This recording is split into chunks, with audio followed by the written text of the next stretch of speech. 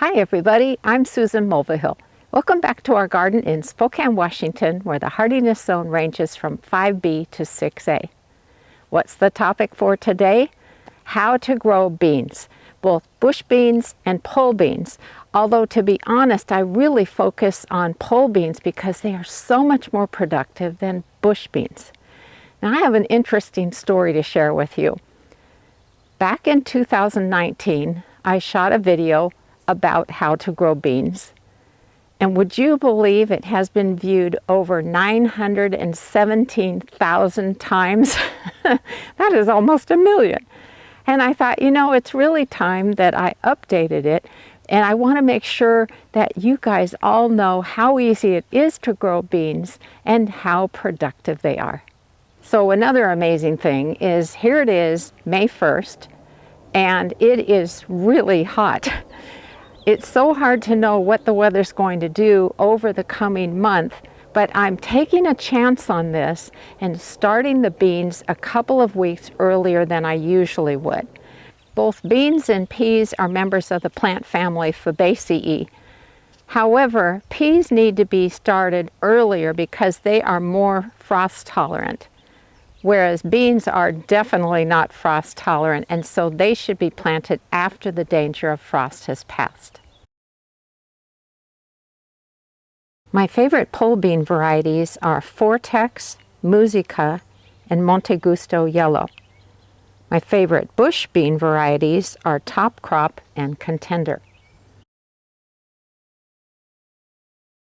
Bean seeds typically remain viable for about 3 years, so it's always a good idea to look at the packed by date on your seed packet to see if you're within that time frame. But even so, it's very easy to test bean seeds for their viability.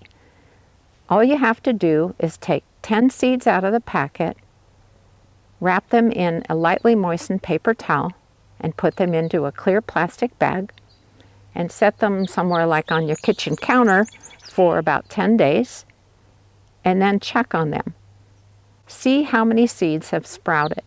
And the great thing about using 10 for your sample is that it's very easy to figure out the percentage rate. So if all 10 germinate, obviously that's 100%. If 5 of them germinate, that's 50%. So it's always worth testing them before you toss any old seeds. Now, I prefer to start my bean seeds indoors ahead of time because I get great germination rates, and it makes it easier to know what the final spacing in the garden should be. However, I can't do that and plant the seedlings and give you information on bean care and harvesting all in one day. So today I'll do the planting and cover that aspect of things. I'll show you the supports that I'm going to grow them on, which people always love. And then in 2 weeks' time, hopefully, I will be planting the seeds in the garden and talking about care of your bean plants, which is minimal, and the different ways you can use your harvest. Let's take a quick look at the different types of supplies I'm going to use to plant the bean seeds. First of all, I've got a rather unusual looking seedling insert. It's called the deep root insert, and it has quite deep cells. And that's because bean roots are a pretty good size, and so I want to give them plenty of room and not stress them while they're first getting going. So I've got that. And then I also have a seedling tray that does not have any holes in it. And that way I can water this without getting anything wet underneath. I'm also going to use a product called No Damp Off. And this is something that I'll sprinkle on the top of the soil. And it is finely milled sphagnum moss. And it prevents damping off disease, which is a really annoying fungus that can wipe out a whole tray of seedlings in nothing flat. I've got a little water on hand. I have pre-moistened some seed starting mix. And what I'm using is Pro Mix with mycorrhizae. And then, of course, last but definitely not least, I've got some seeds here. So I'm going to be planting Vortex pole beans and Monte Gusto pole beans, which are a yellow bean. So I'm in the process of filling this seedling tray. My goal is to have about 1 inch of soil in the bottom. Then I'll put the seeds on top and then finish filling in the different cells.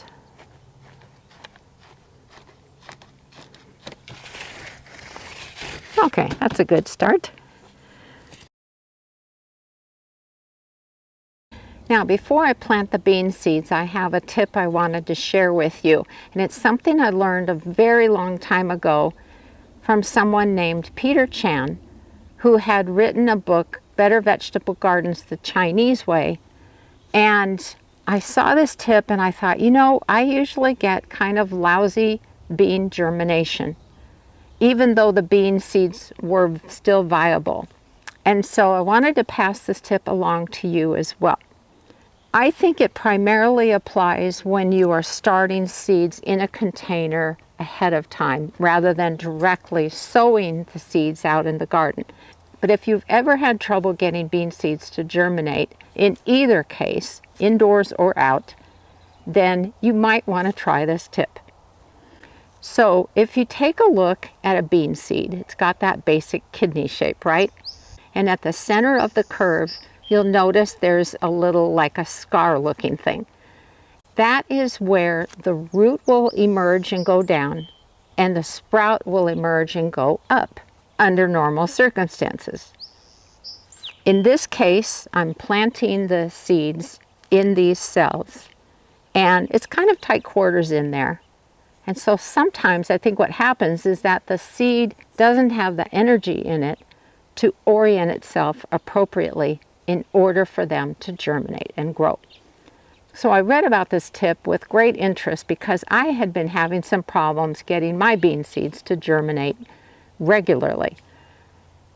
And what he says is when you're planting the bean seeds, plant that little scar in the curvy edge pointing down, and you will get great germination because it's already oriented the way it needs to be in order to send that root down and the sprout up.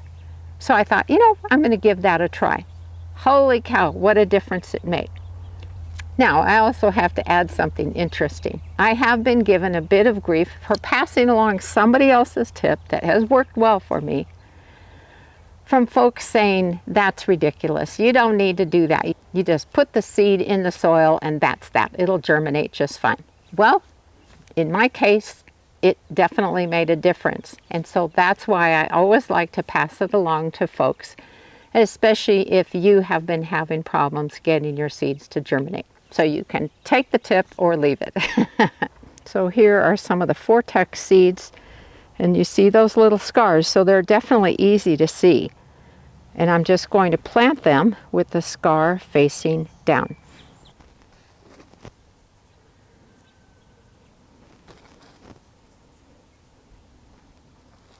Now that all the seeds are planted, I want to finish filling the cells up to the top. It is so warm out here, it's drying out my seed starting mix more quickly than ever. But I'm going to water everything next before I put on the no damp off, which I should also mention is now called Succeed Seed Starting Mix, by the way, and it's solely for putting on the surface of the soil to prevent damping off disease.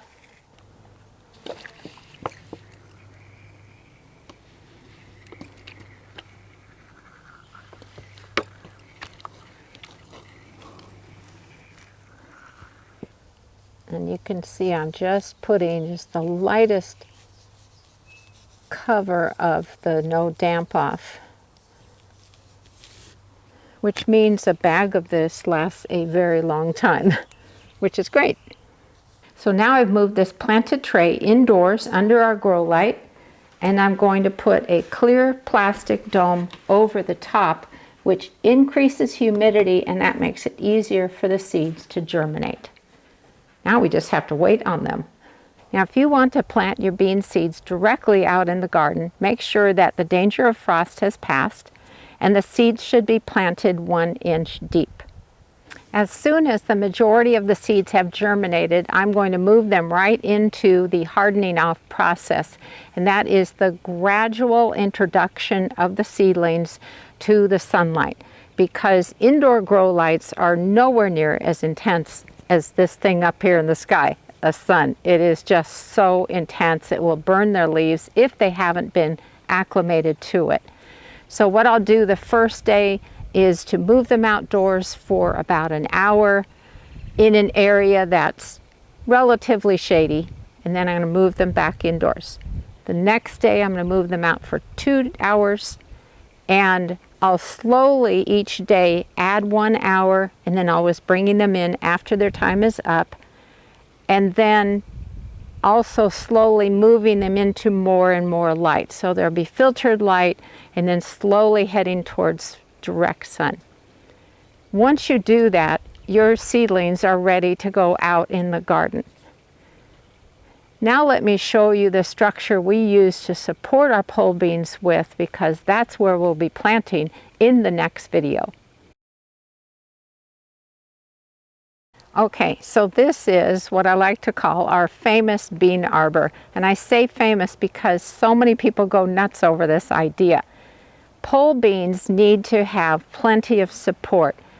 And if you can give them 6 feet or more, that is really awesome. But what I did way back in 2008 is I went to our Kroger store into their garden center. It was at the beginning of the growing season, and they had all of their trellises and arbors, etc., 50% off right at the beginning of the garden season. I couldn't believe my luck.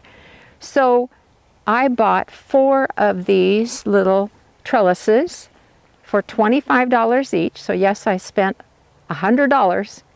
And what I did is I spaced them a few inches apart so it would be an arbor covering this area here. And the very best part of it is that the beans will hang down on the insides, and that means I get to stand in the shade, because there will be all of these vines, and harvest them in comfort. That's what I love. So you might consider doing something along these lines. Just check out your local garden center, your home center, Kroger's. I mean, you just never know who might have something that's a pretty darned good deal. But this has worked so well for us, and when I plant them, you'll see exactly how it's set up. I also wanted to mention that our raised beds are spaced 3 feet apart, and these trellises are 4 feet apart, roughly 44 inches. And so I just move it a little bit onto this bed, a little bit onto this bed, and it works great. Now, if you don't have raised beds, you could push them into the soil, and then this trellis won't be quite so tall. It's time for my second video on growing beans. Now, initially, I thought that I would need 2 weeks in between the first video and today, but look what happened. I've got awesome bean plants. In part 1, I discussed seed viability, seed orientation for planting them in seed starting containers. I planted the seeds and discussed the supports we grow them on. In today's video, I'm going to talk about the seedling timeline, bed prep, how I remove each seedling from their seed starting containers, and plant them in the bed. Then I'm going to talk about bean care and what to do with your amazing harvests.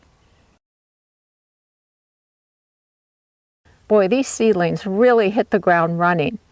On May 1st, I planted the seeds in a deep root insert, which came from Lee Valley Tools, if you're interested. On May 5th, just 4 days later, the majority of the seeds had germinated. On May 6th, they started getting their true leaves, so I decided I had better start the hardening off process ASAP.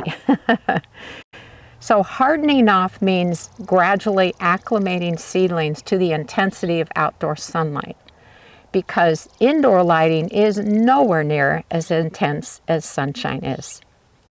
And the basic concept for hardening off is that you put your seedlings outdoors for an hour in a shady area, and then you move them back indoors.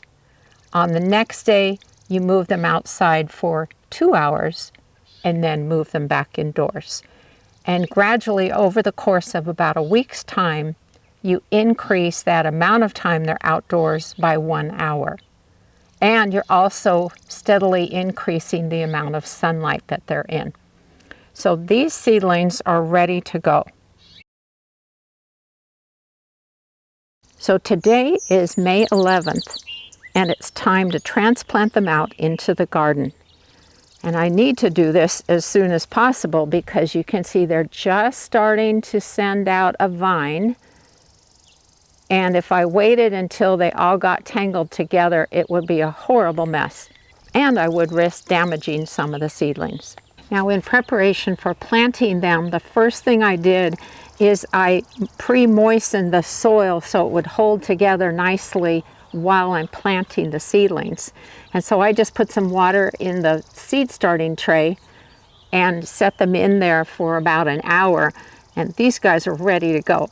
I also pre-moistened the soil in the planting bed because I wanted to eliminate any chance for the seedlings to get shocked upon being planted.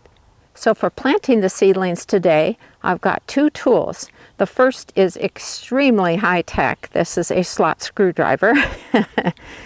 And I use it to go gently into the outer edge of each cell and use that to lift it out. You never want to grab a seedling by the stem and yank it out that way, because that will damage the stem, possibly kill the seedling.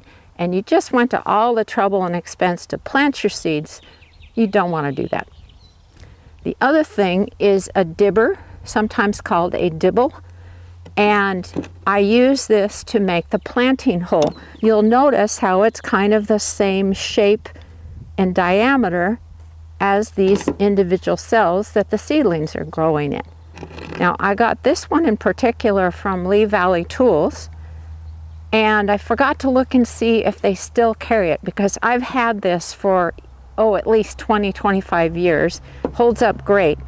But I also did find one on Amazon and put it in my Amazon store if you're curious. It's pretty inexpensive and it serves the same purpose. So I'll put a link to my store in the description that goes with this video on my YouTube channel. I'm always asked about things I'm using, so I figured I should do that. Now, what about the spacing for pole beans versus bush beans? Well, because pole beans basically just grow up, they're not a wide plant, I can space the seeds or seedlings about 3 inches apart, and that works great. Bush bean plants are going to grow out. So that means you need to plant either the seeds or seedlings about 6 to 8 inches apart. Now, in last week's video, I showed you the arbor that we love to grow pole beans on. This works so great, and it does have that cool factor in the garden. But I wanted to share a very interesting tip with you. Vining plants tend to want to grow toward the south. And so what I will do as I'm planting the seedlings is I'll plant them on the north side of this support and the north side of this support, because north is that way. And then what will happen is the seedlings will grow directly toward the support, which is perfect. Okay, it's time to plant. And here's what a seedling looks like. That's quite the root system.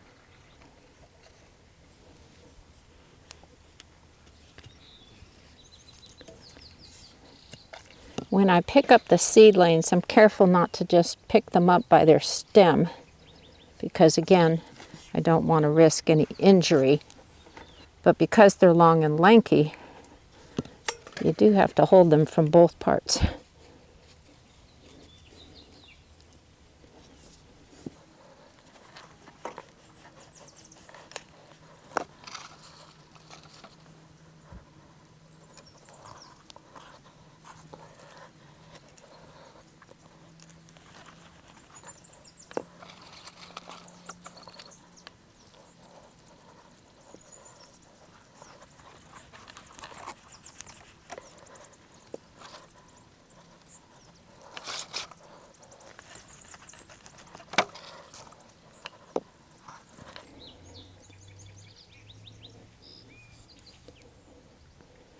So you want to press the soil carefully around the stem so that they stay upright.